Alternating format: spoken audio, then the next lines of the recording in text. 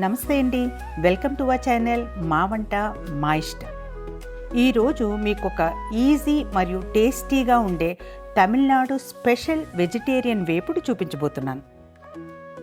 దీన్ని బీన్స్ పప్పు ఉసిలి అంటారు.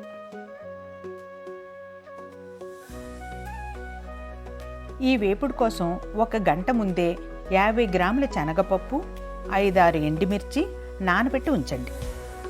వాటిని మిక్సీలో వేసి అందులో 1/2 టీ స్పూన్ సోంపు, 1/2 టీ స్పూన్ ఉప్పు, 1/2 టీ స్పూన్ జీలకర్ర వేసి మిక్సీ పట్టి పక్కన పెట్టుకోండి.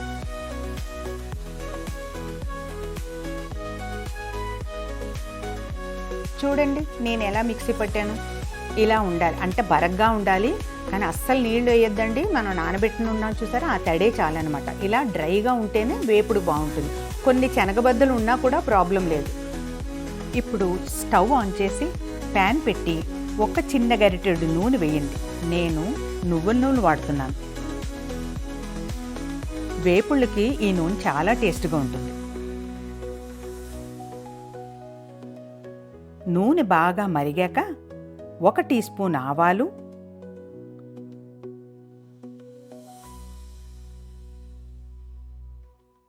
1/2 టీ స్పూన్ మినపప్పు, 1/2 టీ స్పూన్ శనగపప్పు వేసి బాగా కలపండి. గ్యాస్ మీడియంలో పెట్టండి.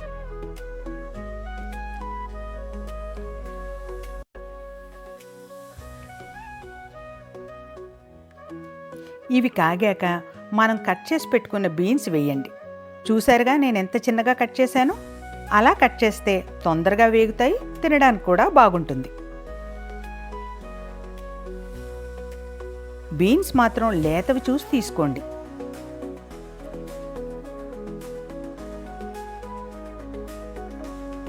ఇవి కాసేపు వేగిన తర్వాత 1 చిటికెడు పసుపు,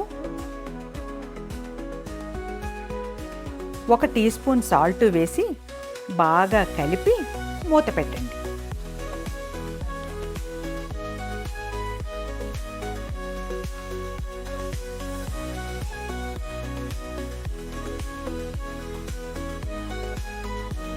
ఇవి మగ్గటానికి 5-6 నిమిషాలు పడుతుంది కనుక మనం అప్పుడప్పుడు మూత తీసి కలుపుతూ ఉండాలి.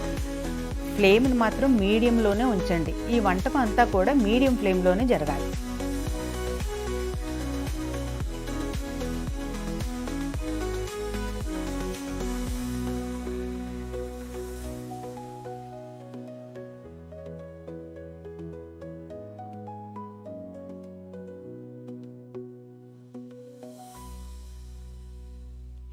బీన్స్ బాగా వేగిపోయాయండి.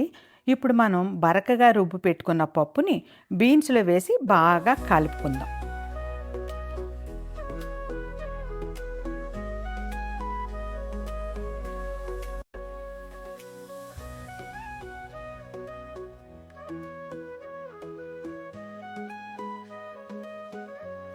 ఈ కూరలో మనం పప్పు దినుసులు కొంచెం ఎక్కువగా వాడుతున్నాం కనుక దీనిలో ప్రోటీన్ కూడా ఎక్కువ ఉంటుంది. అదే కదా మనకు కావాల్సింది.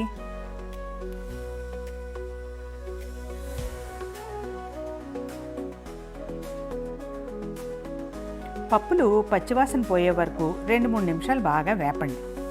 ఇప్పుడు 1 టీ స్పూన్ ధనియా పొడి, 1/2 టీ స్పూన్ కారం వేసి కలపండి.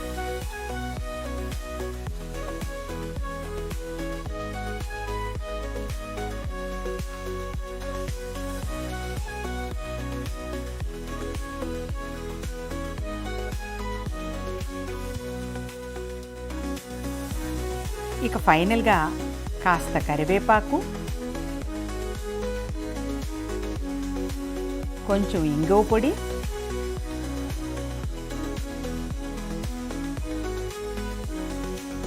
ఒక గుప్పుడు కొత్తిమీర వేసి బాగా ఫ్రై చేసి గ్యాస్ ఆఫ్ చేసేయండి. చూడండి ఎంత బాగా పొడి పొడిగా బీన్స్ ఫ్రై వచ్చిందో. మీరు కూడా ఈ బీన్స్ పప్పు ఉసిలిని తప్పకుండా ట్రై చేయండి. మీరు ఈ వేపుడిని ఏ కాంబినేషన్తో తింటారో నాకు కామెంట్ సెక్షన్లో కామెంట్ చేయండి. నేనైతే ఈ ఫ్రైని పప్పు మామిడికాయ, మజ్జిగ మిరపకాయలు, గుమ్మడి వడియాలతో తినబోతున్నాను. ఇదండి మా వంట. ఇది మీకు తప్పకుండా నచ్చుతుంది. మరిన్ని రుచికరమైన వంటకాల కోసం మా వంట మా ఇష్టం ఛానల్ని లైక్ చేయండి, సబ్స్క్రైబ్ చేయండి, షేర్ చేయండి. Thank you.